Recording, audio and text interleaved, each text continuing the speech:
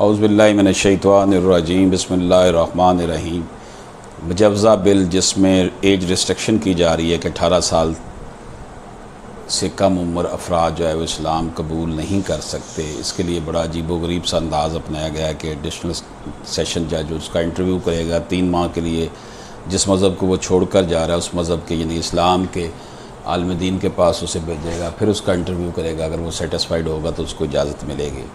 इस हवाले से मुख्तलिफ़ उलमा इकराम ने जो आर्टिकल्स लिखे, जो स्पीचेस की, उस हवाले से कुछ आपकी खिदमत में पेश कर रहा हूँ। हज़रत अब्दुल्ला बिन उमर भी बलूग से कबल ही बलूगत से कबल इस्लाम लाए थे। इसी उम्र में हज़रत वलीद बिन उक़बा भी इस्लाम लाए। हज़रत मुआज़ बिन जबल की कबूल इस्लाम के वक़्त उम्र 9 साल थी। इसी तरह हज़रत मुस्लिम और ज़ुबैर बिन अल-अवाम भी कम उम्री में इस्लाम लाए। गोया कि ऐसे सहाबा इकराम की एक तवील फ़हरिस्त है जो 9 उम्री में इस्लाम में आए। सहाबा इकराम के बाद ताबीन और तबा ताबीन के मुस्तनद हालात भी किताबों में महफूज हैं। इनमें भी एक बड़ी तादाद ऐसी है जो बालग होने से पहले मुसलमान हुए थे और इनका इस्लाम दुरुस्त और काबिल कबूल था। यही तीनों तबकात सहाबा, ताबीन और तबा ताबीन हमारे मुक़्तदर और लीडर हैं, हमें इनकी इत्बा का हुक्म है। मगर आज अगर कोई इस्लाम कबूल करता है तो मुजव्ज़ा बिल के मुताबिक इसका इस्लाम इस्लामी जमहूरिया पाकिस्तान को कबूल नहीं है।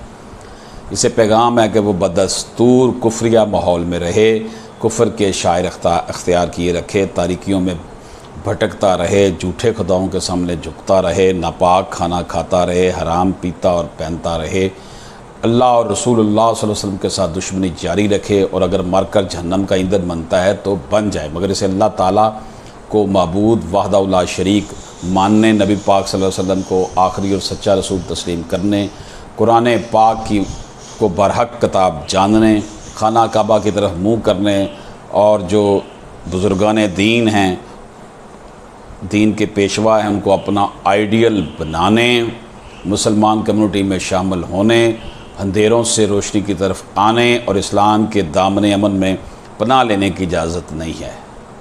इस हवाले से आलिम दीन जो हैं उनका आर्टिकल भी पब्लिश हुआ जिसमें उन्होंने ये सारी बातें की और कहा इन्ना लिल्लाहि व इन्ना इलैहि राजिऊन। मालूम नहीं कि सीनों में ईमान और दिलों में यकीन नहीं। इस बिल के महरक जो लोग हैं वो अगर गैर मुस्लिम हैं तो इन्हें इस तरह की कानून साजी का हक़ नहीं है, और अगर वो मुसलमान हैं और हम यही समझते हैं तो वो अल्लाह ताला से ख़ुद तो सिराते मुस्तकीम की दुआ मांगते हैं, दूसरों के लिए ये दरवाज़ा बंद कर देते हैं। ख़ुद ये इकरार करते हैं कि जनाब हम राय हक़ से हटे हुए लोगों से बेजार हैं, मगर ख़ुद इनका रास्ता अख्तियार कर रहे हैं। कुरान करीम फरमाता है कि ज़ालिमों की तरफ मिलान ना रखो वरना आग तुम्हें छुएगी, और हमारी जो मकन्ना है कानून साज़ अदारे हैं आग में लोगों को झोंक रही है, बल्कि ख़ुद इसमें कूदने पर आमादा नज़र आती है।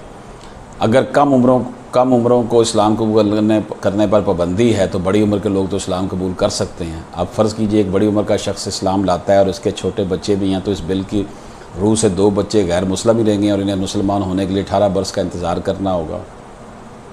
और अगर 18 साल से पहले वो शादी कर लेते हैं और इनकी औलाद हो जाती है तो वो भी गैर मुस्लिम रहेंगे।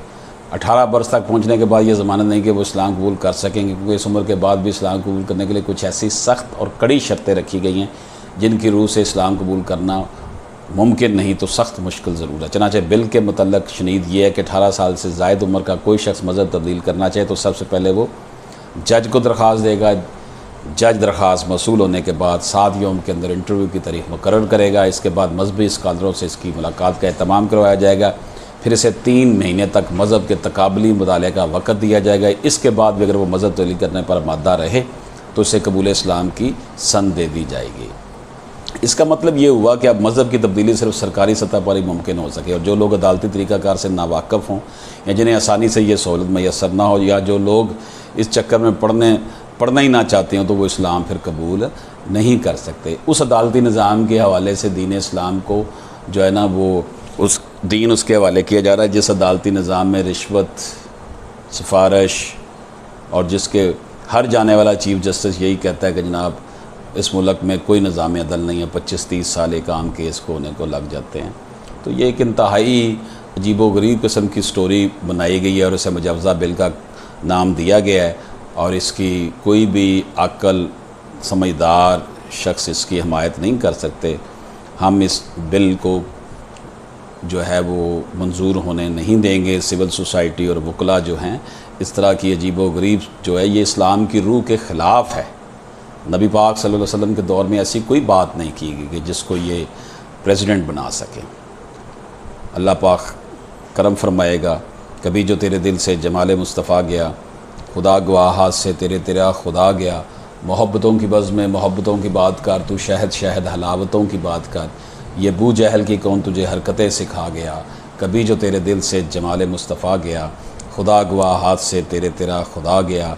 अल्लाह पाक हमारे हुक्मरानों को जो है वो हदायत दे, हमारे लोगों को हदायत दे, और हमें सच्चा और पक्का मुसलमान बनने की अल्लाह पाक तौफ़ीक अता फ़रमाए, हमें आसानियाँ तकसीम करने वाला बना दे। इजाज़त दीजिए, अल्लाह हाफ़िज़।